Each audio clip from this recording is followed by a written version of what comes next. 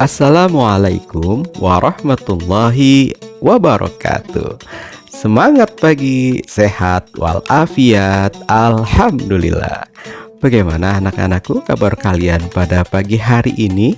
Semoga kita semua senantiasa dalam keadaan sehat walafiat, senantiasa dalam lindungan Allah Subhanahu wa taala, dan juga senantiasa dalam curahan kasih sayangnya. Amin amin ya rabbal alamin. Baiklah, sebelum kita memulai pembelajaran kita pada pagi hari ini, di mana kita masih dalam rangka pembelajaran jarak jauh, Bapak kembali mengingatkan kepada kalian untuk melaksanakan protokol pembelajaran jarak jauh, yaitu yang pertama, kalian agar tetap untuk belajar di rumah, dan juga jangan lupa untuk melaksanakan atau menunaikan sholat 5 waktu, dan juga tentunya berzikir kepada Allah Subhanahu wa taala. Dan jangan lupa untuk senantiasa membantu orang tua, dan juga jika kalian ingin keluar rumah, jangan lupa untuk menggunakan masker dan juga cuci tangan sebelum dan setelah beraktivitas. Baiklah, sebelum kita memulai pembelajaran kita pada pagi hari ini, mari kita berdoa, kita bermunajat kepada Allah Subhanahu wa taala dengan membaca surat Al-Fatihah. Mudah-mudahan kita semua senantiasa diberikan perlindungan oleh Allah Subhanahu wa taala dalam nikmat sehat walafiat, berkah panjang umur, dan mudah-mudahan kita selalu diberikan rahmat dan hidayah dari Allah Subhanahu wa taala.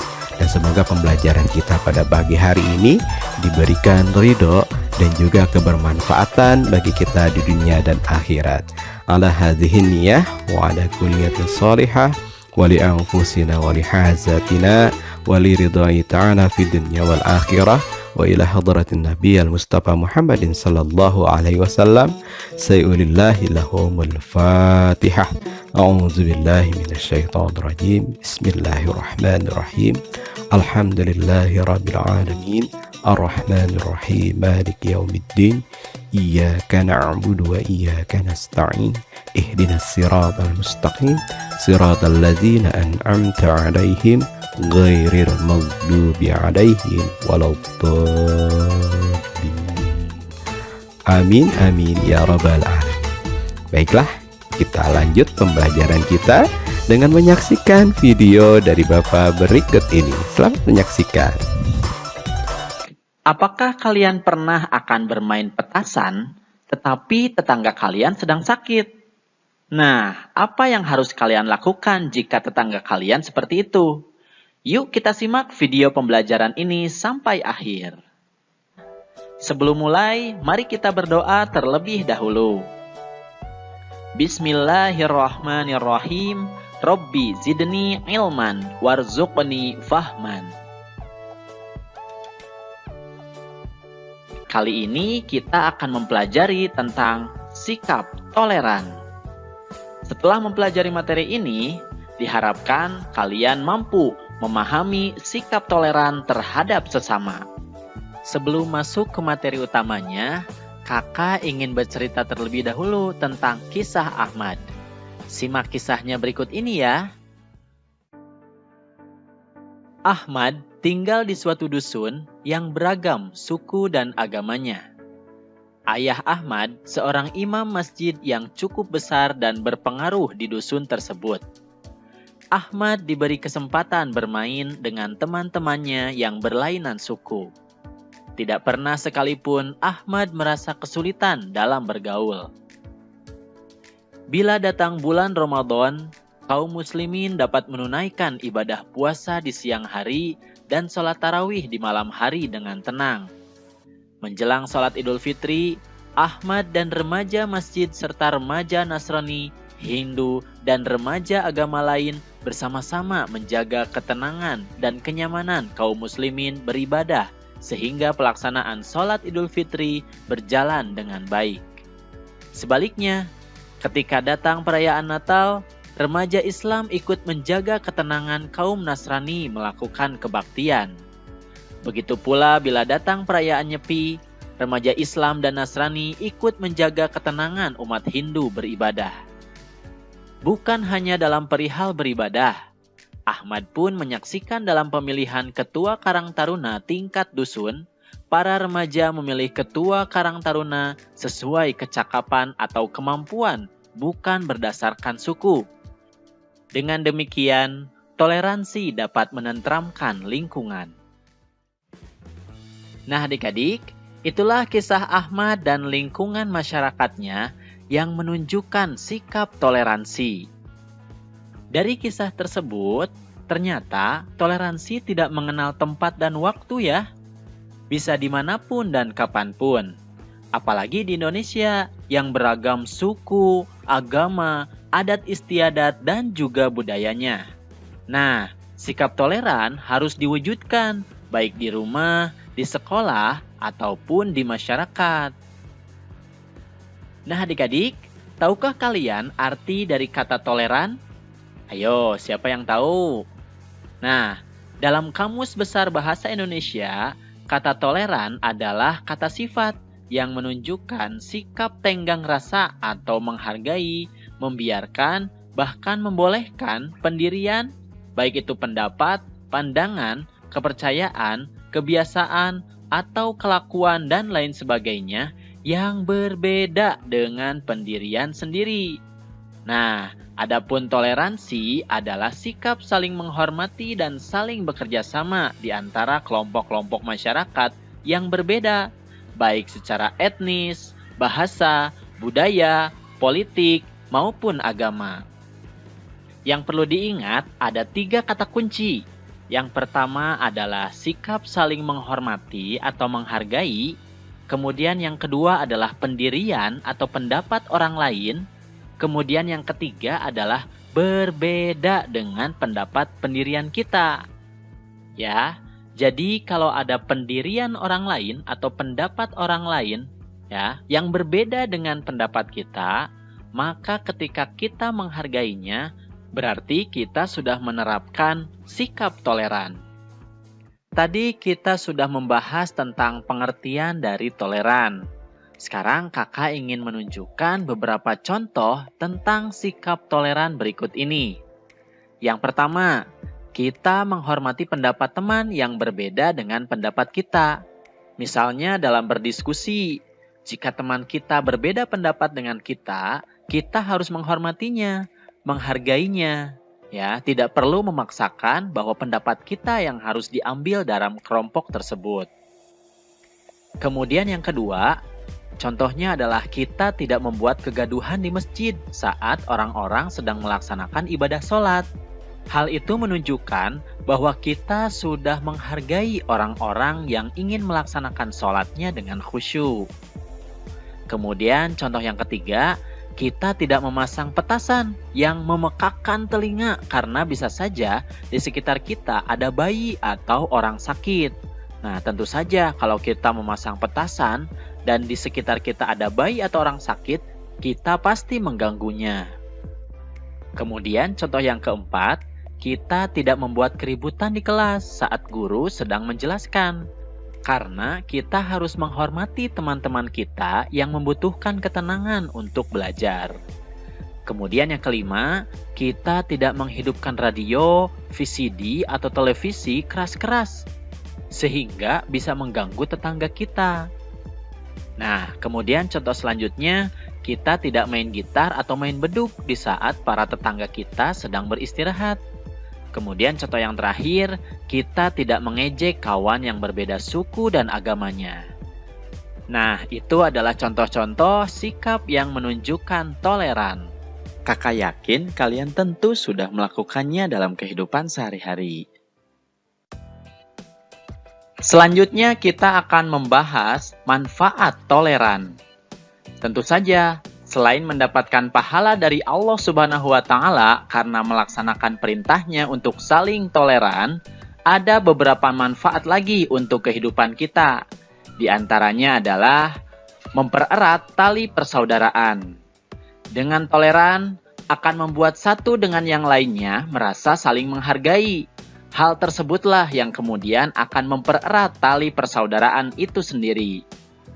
Kemudian manfaat lainnya adalah terhindar dari perpecahan. Dengan toleran, kita akan terhindar dari sikap membeda-bedakan. Nah, dengan itu, maka kita akan terhindar dari perpecahan antar masyarakat. Kemudian manfaat selanjutnya adalah keadaan lebih aman dan tentram antar masyarakat. Dengan toleran, maka akan tercipta kerukunan, sehingga nantinya keadaan akan lebih aman, damai, dan sejahtera. Nah, itulah manfaat dari toleran. Sebenarnya masih banyak sekali manfaat yang akan kita dapatkan jika kita hidup saling toleran. Oleh karenanya, marilah kita laksanakan toleran ini di lingkungan kita. Nah, kali ini kita akan mempelajari tentang perilaku hidup rukun. Setelah mempelajari materi ini, diharapkan kalian mampu memahami makna hidup rukun. Sebelum masuk ke materinya, kakak ingin bercerita terlebih dahulu. Simak baik-baik ya. Rara dan Wati adalah dua sahabat yang tinggal dalam satu kompleks. Setiap berangkat sekolah, Rara dan Wati selalu bersama di antara ayah Rara yang sekaligus berangkat ke kantor. Ketika pulang sekolah, keduanya bersama Ibu Wati yang menitipkan makanan kecil di kantin sekolah. Setiap menjelang selesai pelajaran, Ibu Wati mengambil hasil penjualan makanan kecilnya. Saat belajar bersama, Rara dan Wati saling mendukung. Rara yang membacakan teks bacaan dan Wati menyimak sambil mencermati bagaimana cara menjawabnya. Di lingkungan rumah pun orang tua Rara dan Wati sangat erat bersahabat. Ibu Rara sebagai ketua majelis taklim di lingkungan kompleks mereka, setiap malam Kamis, kaum ibu di kompleks tersebut mengadakan pengajian Al-Quran. Setiap hari Jumat, ada pula pengajian bulanan di masjid kompleks. Kehidupan di kompleks tempat tinggal Rara dan Wati sangat harmonis. Jarang terdengar ada warga yang kehilangan atau bentrok sesama tetangga, karena ketua rukun tetangga sangat berperan aktif dalam setiap peristiwa yang terjadi di lingkungan kompleks. Tetangga yang pulang kampung dapat menitipkan kunci rumahnya kepada tetangga sebelahnya. Rumah yang dititipkan kuncinya aman hingga pemiliknya datang. Demikian pula bila ada peringatan Maulid Nabi Muhammad SAW, seluruh umat Islam ikut membantu meringankan panitia penyelenggara hingga peringatan Maulid Nabi Muhammad SAW tersebut terlaksana dengan meriah dan sukses. Begitu pula pada peringatan 17 Agustus tiap tahunnya. Semua warga aktif menyukseskannya. Ada warga yang membuat gapura di mulut gang, ada yang menjadi panitia lomba, ada panitia karnaval, ada yang mengurus konsumsi, dan ada warga yang ronda malam dan sebagainya. Dengan pembagian tugas yang merata kepada semua warga seperti di atas, hal itu menjadi adil. Kalian sudah menyimak kisah tadi kan? Tentunya kalian sudah paham tentang hidup rukun. Tapi, apakah kalian tahu makna hidup rukun? Lalu, bagaimana penerapannya dalam kehidupan sehari-hari? Sekarang kita akan membahas tentang pengertian hidup rukun. Apa sih arti dari rukun? Coba, siapa yang tahu? Nah, dalam Kamus Besar Bahasa Indonesia, kata rukun berarti baik dan damai, atau tidak bertengkar. Nah, itu berarti hidup rukun artinya adalah hidup damai dan tidak bertengkar. Hidup rukun sangat dianjurkan oleh agama, karena manusia diciptakan oleh Allah Subhanahu wa Ta'ala bersuku bangsa yang berbeda, yang menyebabkan budayanya pun berbeda. Apalagi di Indonesia ya, banyak sekali keragaman suku bangsa dan budayanya. Namun, kita diajarkan untuk saling rukun, karena dalam pandangan Allah Subhanahu wa Ta'ala, hanya orang yang bertakwa yang membedakan satu dengan yang lainnya. Seperti peringatan Allah Subhanahu wa Ta'ala berikut ini. Bismillahirrahmanirrahim. Wahai manusia, sungguh kami telah menciptakan kamu dari seorang laki-laki dan seorang perempuan. Kemudian kami jadikan kamu berbangsa-bangsa dan bersuku-suku agar kamu saling mengenal. Sesungguhnya yang paling mulia di antara kamu di sisi Allah Subhanahu wa Ta'ala ialah orang yang paling bertakwa. Sungguh, Allah Maha Mengetahui, Maha Teliti. Quran Surat Al-Hujurat ayat 13. Ayat tersebut memberitakan bahwa Allah Subhanahu wa Ta'ala menciptakan manusia berpasang-pasangan dan bersuku bangsa. Orang yang paling mulia di sisi Allah Subhanahu wa Ta'ala adalah orang yang paling bertakwa. Kita hidup di dunia ini tidak sendiri dan selalu membutuhkan bantuan dari orang lain. Kita hidup membantu atau dibantu, baik langsung atau tidak langsung. Ketika kita sakit di kelas, teman dan guru kita yang membantu. Bahkan ketika kita masih kecil dan belum bisa berjalan, orang yang menggendong-gendong kita adalah orang tua, kakak, nenek, atau tetangga kita. Oleh sebab itu, kita harus menghormati mereka semua. Jadi, dalam bergaul dengan teman-teman di sekolah atau di lingkungan, kita harus mendukung dan mengutamakan kerukunan. Sekarang, kalian sudah memahami makna hidup rukun. Kakak akan berikan beberapa contoh perbuatan yang akan menyebabkan kita hidup rukun. Di antaranya adalah berpikir sebelum berbicara. Nah, setiap akan berbicara atau melakukan kegiatan harus diperhitungkan baik dan buruknya. Jadi, jangan asal bicara ya. Selanjutnya adalah menghargai orang lain, baik kepada orang tua atau orang yang lebih tua, kakak, adik, teman yang beragama lain, maupun teman yang berasal dari daerah lain. Contoh selanjutnya adalah berbicaralah yang baik. Nah, tidak dengan kata-kata yang kasar yang membuat orang lain marah atau sakit hati. Kemudian selanjutnya, utamakan kepentingan umum atau orang banyak daripada kepentingan pribadi. Atau dalam bertindak, tidak egois yang selalu mementingkan diri sendiri. Itulah contoh-contoh perbuatan yang bisa menyebabkan hidup kita menjadi rukun.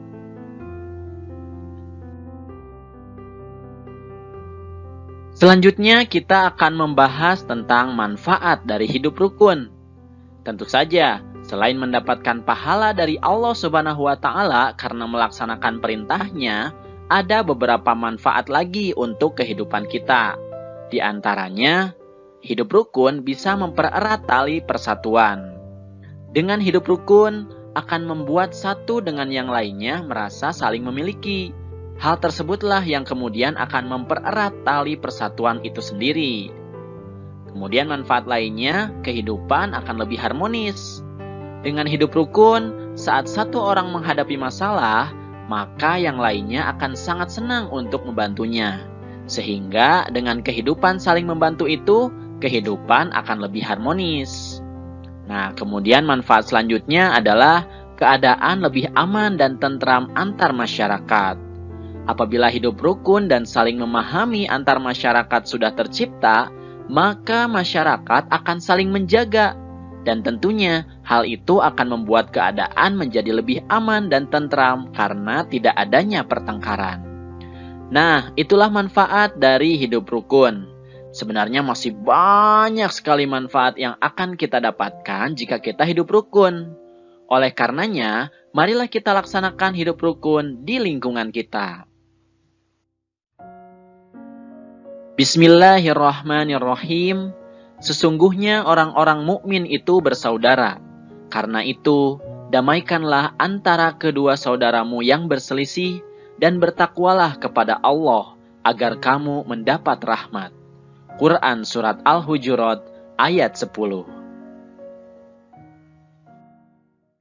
Ya, alhamdulillahirrabbilalamin. Demikianlah anak-anakku pembelajaran kita pada pagi hari ini. Dan semoga tayangan video yang telah kalian saksikan tadi dapat kalian pahami. Dan tentunya nilai-nilai luhur dan nilai-nilai kebaikan yang terkandung dalam video tadi dapat kalian amalkan dalam kehidupan kalian sehari-hari. Salam hormat Bapak untuk kedua orang tua kalian yang telah membantu dalam membimbing kalian selama pembelajaran jarak jauh di rumah. Bapak akhiri pembelajaran pada pagi hari ini. Wabil taufik wal hidayah. Wassalamualaikum warahmatullahi wabarakatuh.